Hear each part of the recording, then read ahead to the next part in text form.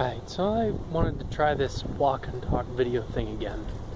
And I think what I want to talk about is a review I wrote a few years ago of a fantasy novel. It's called To Name the Wind, I think, Patrick Rothfus.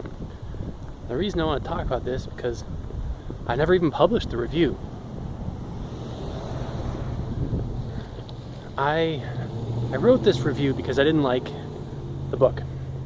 I'd listened to the audiobook, maybe the reader didn't appeal to me, or maybe it was the fact that the young protagonist is sort of featured in a story told by his older self. And although I didn't really like the young protagonist, this older self was very sympathetic to the protagonist, who I didn't really like.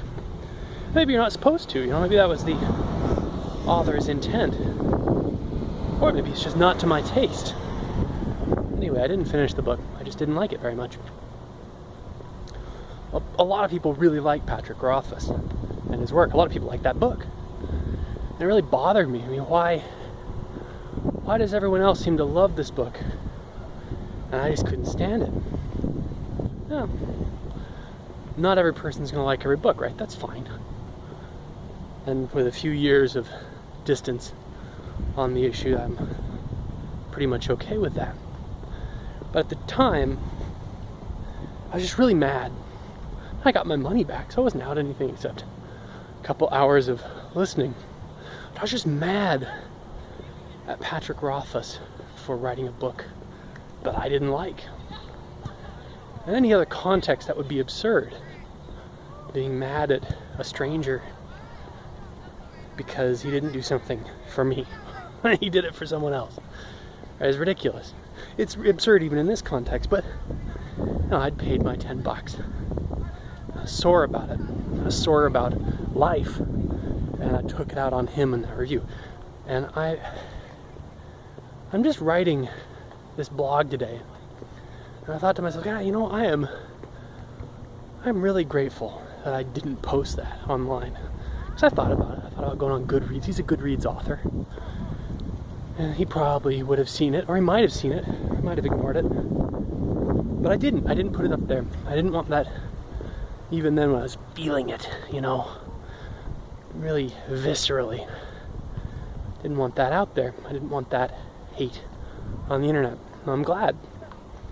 Because I find out now, that he's friends with the Penny Arcade guys, whose work I've enjoyed since the year 2000. He's friends with the Bloggers. He's friends with Jenny Lawson, who wrote a book that resonated with me on a lot of levels.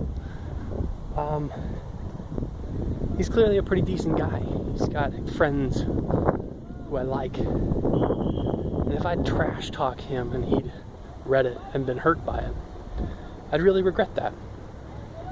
And I don't know if I'll try his book again or another book. But it makes me think about all the crappy things that people say to each other on the internet. And how maybe that's... I don't know how far that travels.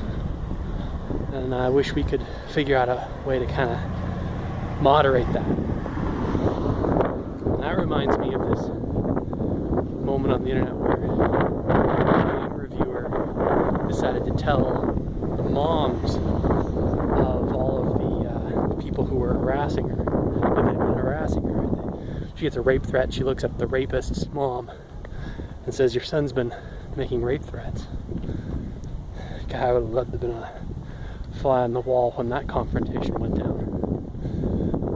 But the internet's not as anonymous as it once was, if it ever was. And I need to be aware of that, and I hope we can all be aware of that.